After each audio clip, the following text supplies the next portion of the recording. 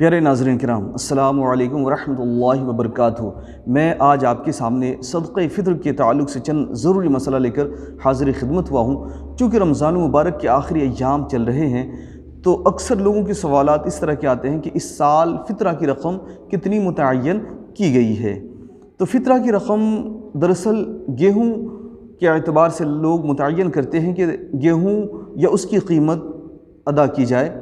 تو حدیث پاک میں گیہوں ہی کو لازمی طور پر صدقہ فطر کے طور پر ادا کرنے کا حکم نہیں ہے، بلکہ آقا دو جہاں صلی اللہ علیہ وسلم نے فرمایا کہ صدقہ فطر نصف سا گیہوں ہے یا پھر مکمل 1 سا کھجور یا کشمش ہے، اور بعض نے منقع کو بھی شمار کیا ہے۔ تو اب ہم دیکھتے ہیں کہ گیہوں کو لازم لوگوں نے کیوں بنا دیا ہے، یعنی گیہوں یا اس کی قیمت کو ہی صدقہ فطر کے طور پر کیوں ادا کیا جاتا ہے۔ تو چونکہ ہندوستان میں زیادہ تر گیہوں کھانے کا رواج ہے، یعنی گیہوں یا گیہوں سے جو آٹا تیار کرتے ہیں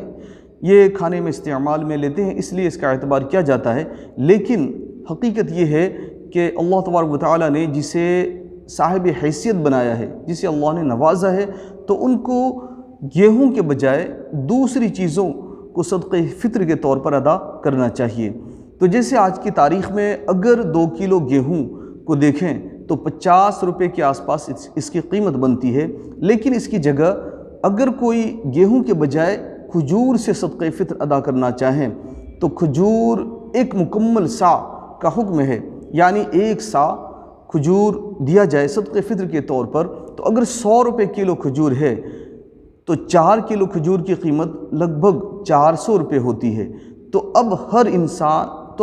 اب ہر صاحب نصاب اپنی طرف سے اور اپنے بال بچوں کی طرف سے 400 روپے بطور صدقہ فطر ادا کرے، اس لیے کہ گیہوں یا اس کی قیمت تو یہ منیمم صدقہ فطر کی رقم ہے۔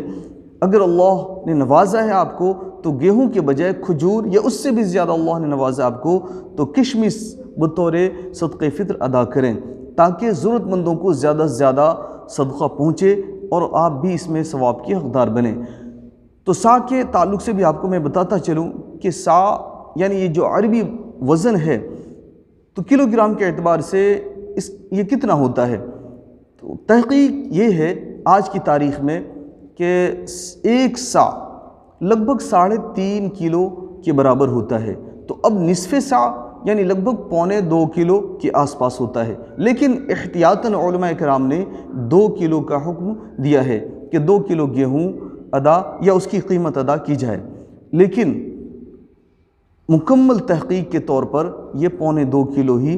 بنتا ہے، اس کا وزن 1.25 کلو ہوتا ہے۔ تو اب اگر کوئی مکمل 1 سا صدقہ فطر کے طور پر ادا کرے تو وہ 3.5 کلو مکمل طور پہ ہوتا ہے، لیکن احتیاطی طور پہ اگر کوئی ادا کرے تو وہ 4 کلو کے آس پاس ہوتا ہے۔ تو لہٰذا صدقہ فطر میں صرف گیہوں کو لازمی طور پر نہ پکڑ لیں، بلکہ اللہ تبارک و تعالیٰ نے نوازا ہے آپ کو تو گیہوں کے علاوہ کھجور یا کشمش یا اس کی قیمت بھی صدقہ فطر کے طور پر ادا کریں، تاکہ غریبوں کو زیادہ سے زیادہ